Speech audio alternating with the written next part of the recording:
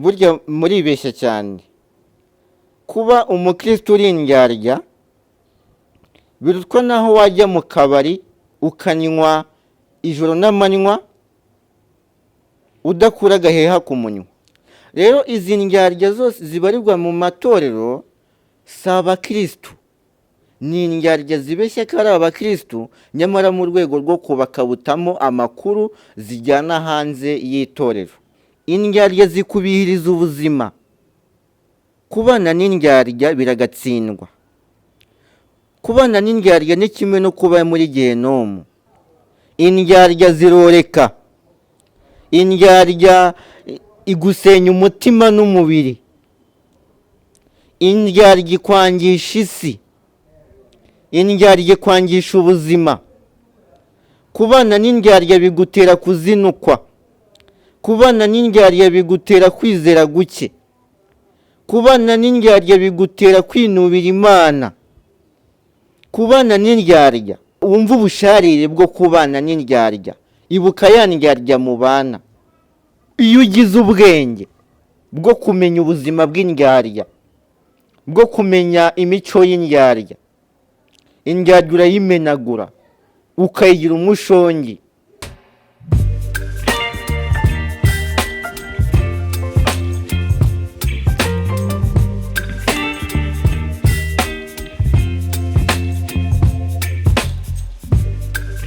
Haleluya, haleluya. Ndabashuje abakunzi ba Kiana TV show, aho muri hose mwimve muko muhawe ikaze hano kuri Kiana TV show. Nimba utarakora subscribe uyikore, ukande like, utange comment, ubundi dukomeze tubane muri gahunda zose zitegurwa na Kiana TV show. Gusa kuri uyu munsi tugiye kwigana ijambo ry'Imana, cyangwa se tugiye kubana mu mwanya w'ijambo ry'Imana. Nge tujye kubana mu mwanya w'ijambo ry'Imana ni umubatiza. Ngira ngo twatangira mbasengera, ubundi umwuka w'Imana akaza kuba hagati muri twebwe. Data wera wo mu ijuru, izina ryawe ryubahwe, ubwami bwawe buze, ingoma yawe yogere hose, icyo ushaka kibe mu isi nk'uko kiba mu ijuru. Uwiteka Nyiringabo Mwami Imana, nkweretse aka kanya tugiye kubana n'abanyarwanda cyangwa se n'inshuti z'akadasohoka kuri Kiana TV show. Ndakwinginze umwuka wera, imbaraga z'ijuru zize ziruke zibane natwe. Ndakwinginze unyobore, nkubere igikoresho, nawe ubijwi ry'urangurura, kugira ngo abadukurikirana babone kubohoka. Ganza kandi utegeke mu izina rya Yesu Kristo, amen.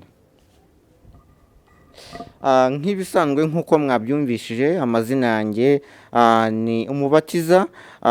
Tugiye kubana muri gahunda yo kwigana ijambo ry'Imana.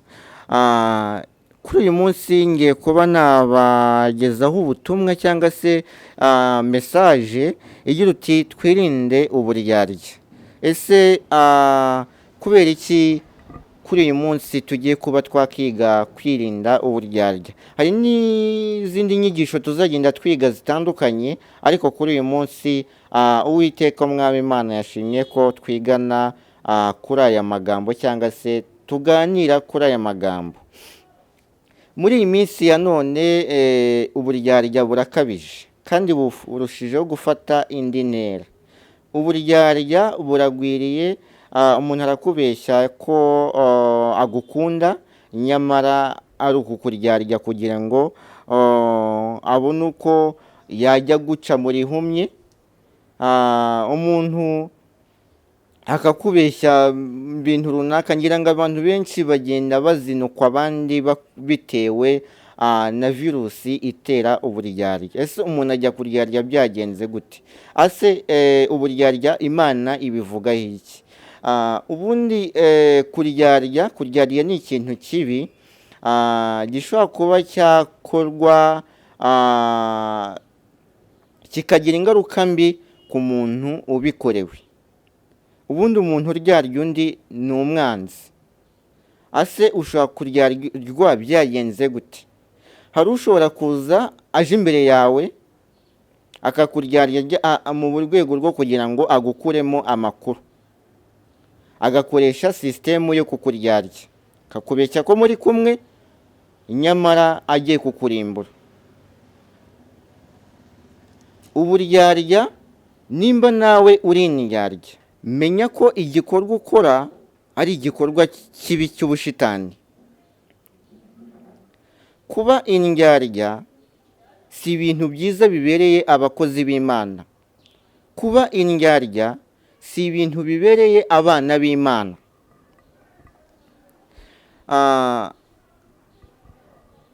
Ndabasabira ku Mana ndetse mbingengera Imana ngo ibarinde umwuka mubi w'uburyarya, kuko nta ndyarya zizinjira mu ijuru, nta ndyarya Imana izakingurira.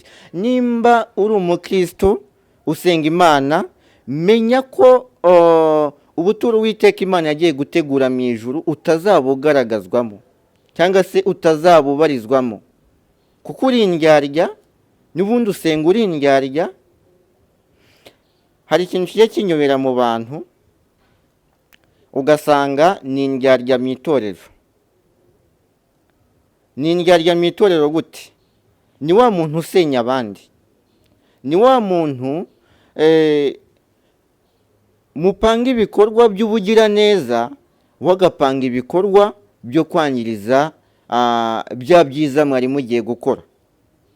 Rero izi ndyarya zose zibarirwa mu matorero si abakristo, ni indyarya zibeshya ko ari abakristo, nyamara mu rwego rwo kubakabutamo amakuru zijyana hanze y'itorero.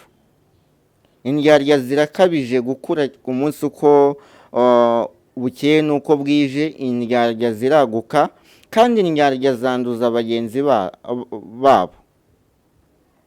Burya kugira ngo amagambo akure cyangwa se ibikorwa byo gusebanya bikure, biba byatewe n'indyarya. Indyarya zirasenya, indyarya ntizubaka, indyarya zikubihiriza ubuzima. Kubana n'indyarya biragatsindwa. Kubana n'indyarya ni kimwe no kuba muri Gehinomu. Bakristo, ndabasabira ku Mana ngo ibarinde indyarya, kuko indyarya nta ndyarya izagera mu ijuru. Nta ndyarya izambikwa amakamba. Izambikwa amakamba utese kandi yarasenye cyangwa se yarakomerekeje abari mu rugendo rujya mu ijuru. Haleluya! Uwiteka Umwami Imana aze akurinde indyarya muri iki gihe. Muri iki gihe indyarya ziruzuye, nta muntu ukizera undi, kuko indyarya abagenti b'indyarya bamaze gufata intebe mu madini no mu matorero.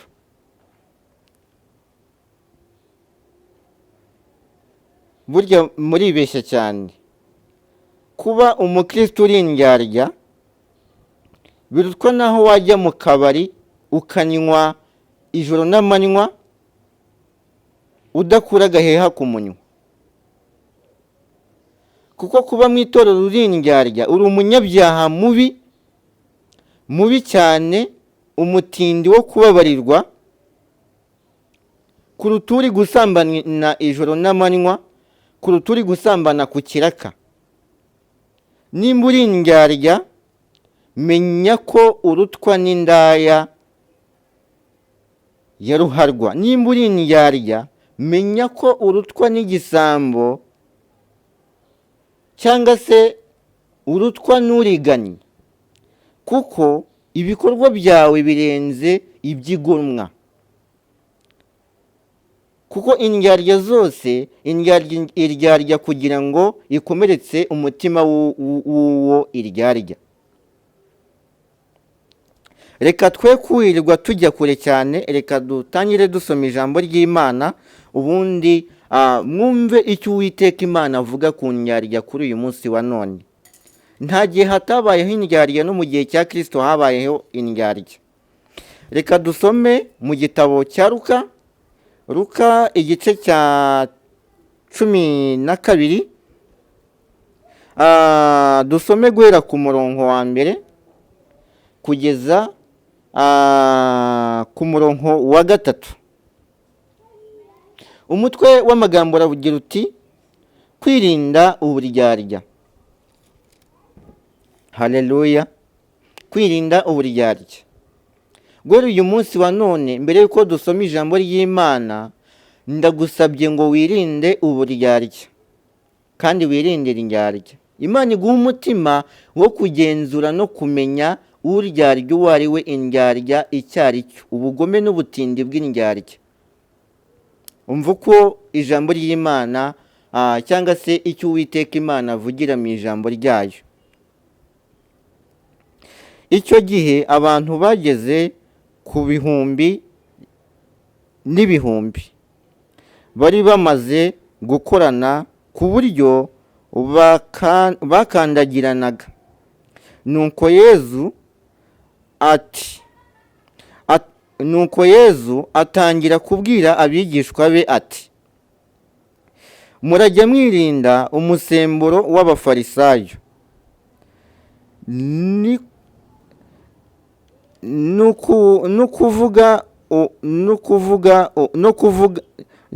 ukuvuga uburyarya bwayo. Ati, murajya mwirinda umusemburo w'abafarisayo, ni ukuvuga uburyarya bwabo. Kabiri, nta gihishwe kitazahishurwa, kandi nta banga ritazamenyekana. Gatatu, nicyo gituma ibyo mwavuze rwihishwa bizumvikana ku mugaragaro, kandi ibyo mwavugiye ahiherereye mwongorerana bizatangazwa ahirengeye. Kandi ibyo mwavugiye ahiherereye mwongorerana bizatangarizwa ahirengeye. Umva uko ijambo ry'Imana rivuga. Indyarya ni yayindi inegura mugenzi wayo. Burya hagati mu ndyarya nta rukundo ruhaba. Ahari indyarya ntihagera urukundo, ahubwo hahora amahwa n'ibikwasi, bajombana ibikwasi umunsi uko ukeye n'uko wije. Indyarya zirimbura igisekuru, indyarya ziroreka, indyarya igusenya umutima n'umubiri, indyarya ikwangisha isi, indyarya ikwangisha ubuzima. Kubana n'indyarya bigutera kuzinukwa, kubana n'indyarya bigutera kwizera guke, kubana n'indyarya bigutera kwinubira Imana.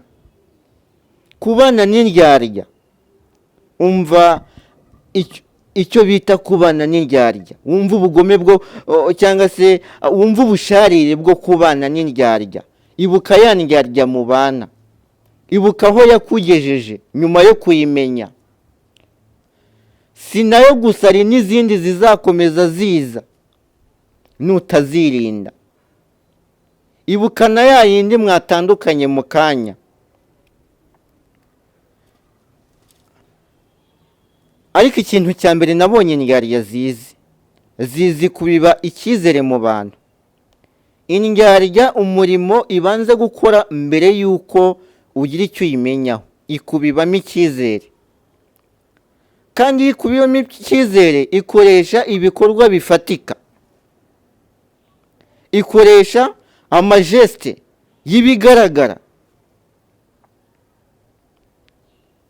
Indyarya ikuremamo agatima, nyamara atari ukukuremamo agatima, ahubwo yifuza kukurimbura burundu.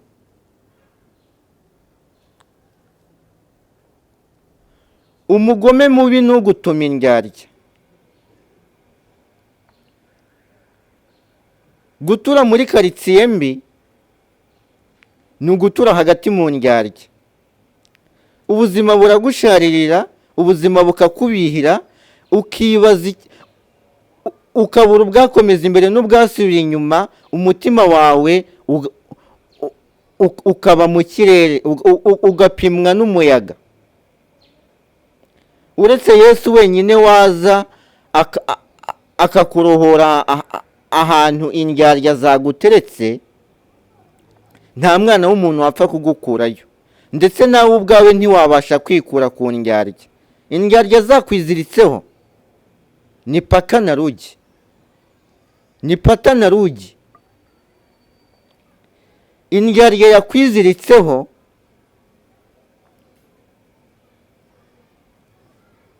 igukorera ibyamfura mbi. Indyarya yakwiziritseho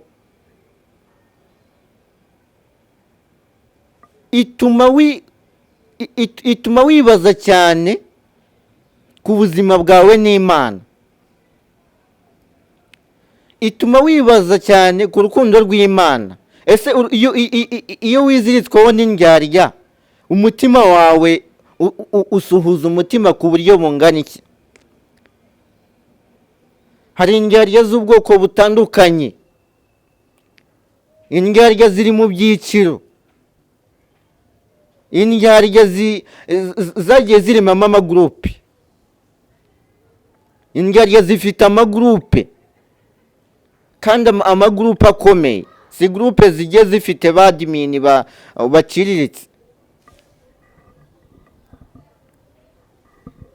Uwagira umwaku n'uwagwa muri gurupe y'indyarya, adimini akamwandika mu gitabo cy'abamembazi cyangwa se cy'abanyamuryango afite. Kuko kujya muri iyo gurupe utari indyarya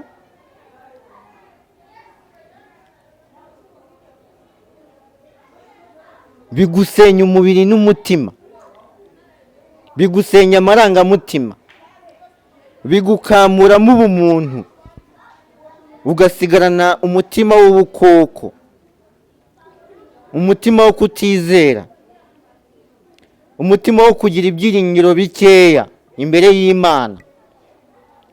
Haleluya. Kare mbere yuko nza kwigisha ijambo ry'Imana cyangwa se nza ngo tubane mu mwanya w'ijambo ry'Imana, nahoze nibaza icyo twaganiraho ku munsi wa none. Hagenda haza mesaje nyinshi, ariko mesaje yaremereye cyane kurusha indi niyazaga imbwira ngo ninigishe ku ndyarya cyangwa se ku buryarya. Nuko ubwo nibazaga ngo ese ninigisha ku buryarya, Mana, hari icyo wigeze uvugaho ku ndyarya? Cyangwa se hari icyo Bibiliya ivugaho ku ndyarya? Nibwo narambuye igitabo hagera kuri iri jambo riri muri Luka ibice 12, kuva ku murongo wa mbere kugeza ku murongo wa 4. Ni ukuvuga ngo abantu ibihumbi n'uduhumbi bagendanaga bakandagirana, ubarebye uburyo bagiye bahuruye bagiye kureba Yesu Kristo. Ntiwari kumenya ko ari indyarya zije kureba Yesu Kristo.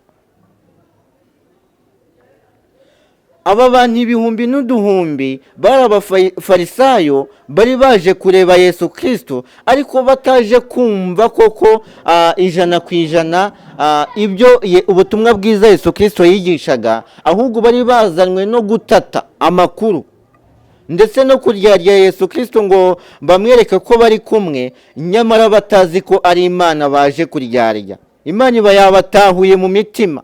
Nuko Yesu Kristo arakebuka, yegera abakristo arababwira ngo nyabona ndabasabye mwirinde abafarisayo, mwirinde umusemburo wabo, kuko abafarisayo si beza, ni indyarya. Umusemburo wayo ni amagambo yo gusenya,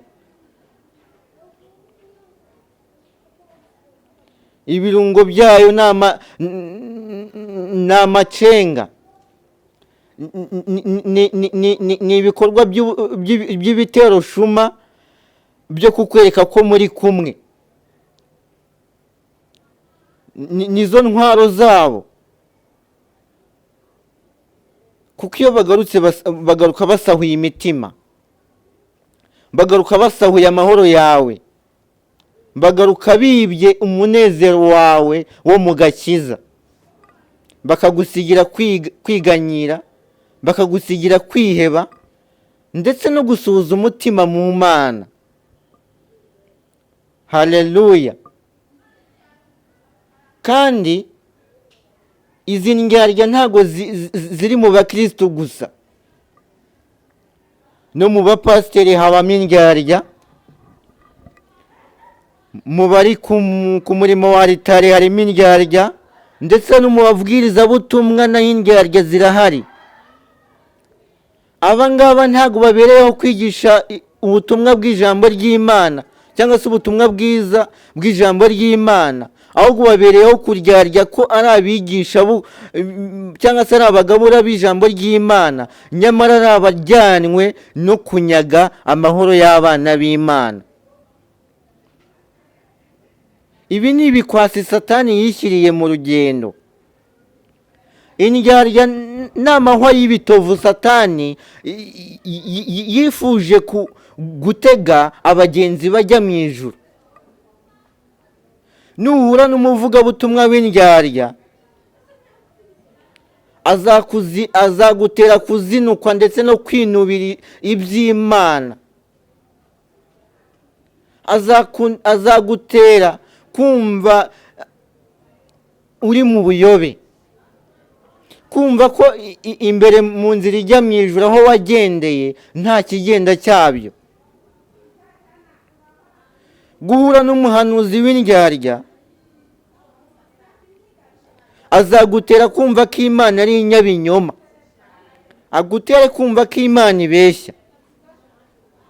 Reka mbabwire ngo izi ndyarya ziri mu itorero, izi ndyarya ziri mu bahanuzi, izi ndyarya ziri mu bavugabutumwa, aya ni amahwa, ni ibihanda Satani yagiye kudepa mu nzira ijya mu ijuru, mu nzira y'abana b'Imana.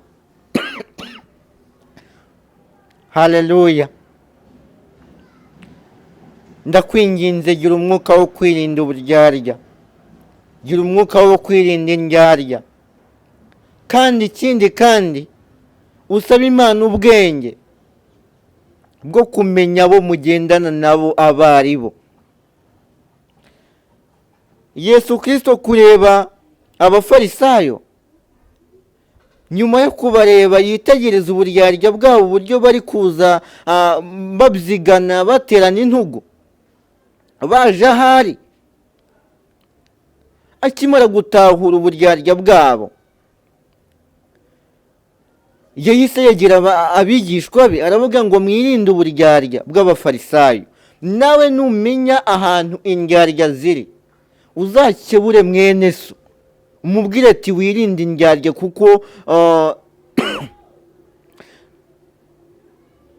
uyu uza aho uri akuryarya umunsi ku wundi, akwereka ko muri kumwe, uti si mwiza, ni igihanda, ni igitovu, ni amahwa y'ibitovu Satani yakuzanye imbere. Mujye mumenya gukeburana. Niwamenya gukeburana, nibwo uzamenya, nibwo muzasobanukirwa iby'uru rugendo. Si byiza kumenya aho haduyi ari hanyuma ngo biceceke. Si byiza kumenya aho indyarya ziri ngo biceceke, kuko niwamenya ahantu indyarya ziri ukabiceceka, bagenzi bawe bakagwa mu gaco k'indyarya, mu kagurupe k'indyarya, nawe ntawe uzaba utaniye n'indyarya, ahubwo uzaba ubakoreye umurimo. Indyarya zanga abazivuga, ariko zo zikavuga abandi. Indyarya zanga abazisenya, ariko zo zigasenya abandi. Nuvuga indyarya imwe,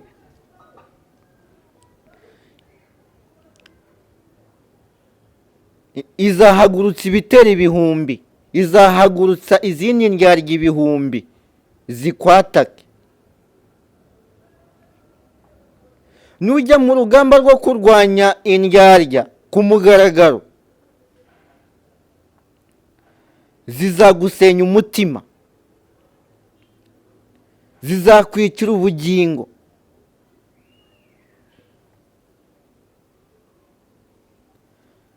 kuko umurimo w'indyarya ni ugushyira abana b'Imana mu kato. umurimo w'indyarya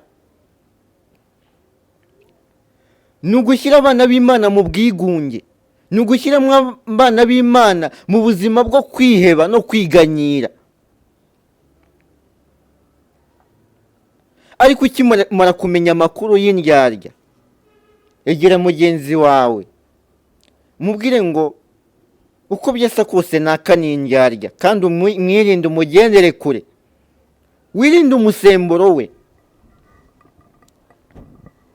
umusemburo w'indyarya uza ukwereka ko muri kumwe. umusemburo w'indyarya uza ukwereka ko hari ibyiza uzayironkaho nukomeza kubana nayo. ariko reka mbabwire,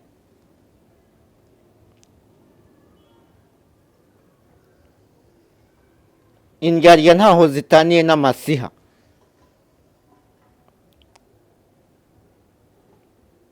kubana n'indyarya ni kimwe no gutunga isiha mu nzu. kubana n'indyarya ni kimwe no gutunga imbeba mu nzu, ufite ibyo kurya bishobora kuribwa nazo. kubana n'indyarya ni kimwe no gutunga imungu mu bishyimbo wahunitse. Uwiteka umwami Imana abarinde indyarya, kandi abahe kugendera kure yazo, abahe umutima w'ubwenge wo kumenya abo mugendana nabo abo ari bo. ntushobora kumenya indyarya utari umunyabwenge. musabe Uwiteka umwami Imana umutima w'ubwenge, maze uwo mutima ubahe kumenya ibikorwa by'indyarya, ubahe n'ubundi bwenge n'irindi hishurirwa ryo kugendera kure izo ndyarya. Haleluya. ngira ngo twasenga, ariko message nari mfite muri aka kanya ni message ibabwira ngo mwirinde uburyarya, mwirinde indyarya, kandi mugendere kure uburyarya. Haleluya. kuko indyarya zirateranya, indyarya zisenya ubumwe. ikindi kandi, naho mwaba mufite urukuta rukomeye gute, haje inyundo y'indyarya irarusenya. nta rukuta rutamenywa n'indyarya. indyarya ni ikinubi imenagura ibitare mwibwiraga ko bikomeye, ariko iyo ugize ubwenge bwo kumenya ubuzima bw'indyarya, bwo kumenya imico y'indyarya, indyarya urayimenagura ukayigira umushongi. kandi uwo mutima w'ubwenge nta handi uwukura uretse mu Mana, kuko Yesu Kristo niwe wahishuye ingeso z'indyarya bwa mbere, ndetse akifuza no kubibwira abigishwa be. Haleluya. Uwiteka abagirire neza, Uwiteka abane namwe. nababwiraga ngo Uwiteka abahe ingabire yo kumenya indyarya, abahe umutima wo kubasha kugenzura ubuzima bw'indyarya ndetse no kubasha kumenya ibitero na gurupe indyarya zigenderamo, kuko indyarya ni ibikoresho Satani akoresha mu rwego rwo kugira ngo asahure, cyangwa se mu rwego rw'ibitero shuma byo kugira ngo acishemo igikuba abagenzi bajya mu ijuru. ngira ngo twasoza dusenga, ndetse nkabasengera ku Mana kugira ngo Imana ibahe umutima wo guhishurirwa indyarya no kumenya abo mugendana abo ari bo, cyangwa se abo ari bo. Uwiteka Mwami Imana yacu, Mana Imana ikomeye, Imana yo kwiringirwa, ndagushimiye kubwira ijambo ryawe rirambwiye ngo mbwire Abanyarwanda, mbwire abadukurikiranye muri aka kanya ngo birinde indyarya kandi bagendere kure yazo, birinde umusemburo w'indyarya. Umusemburo w'indyarya nta wundi, Uwiteka Nyiringabo, tanga Uwiteka ubwenge Mwami Imana bwo kubasha guhishurirwa ubuzima bw'indyarya mu izina rya Yesu Kristo. Uwiteka ndakwinginze, rinda abana bawe, rinda abakristo bawe, barindira intambwe z'ibirenge byabo kugira badasitara ku mahwa y'ibitovu, kugira badasitara ku mabuye izi ndyarya ziba zaragiye zitega mu nzira, kugira ngo batagwa mu isayo mu kagurupe k'indyarya mu izina rya Yesu Kristo. Uwiteka Nyiringabo, tabara kandi urengere intore zawe zigutarikira amanywa n'ijoro mu izina rya Yesu Kristo. Amen.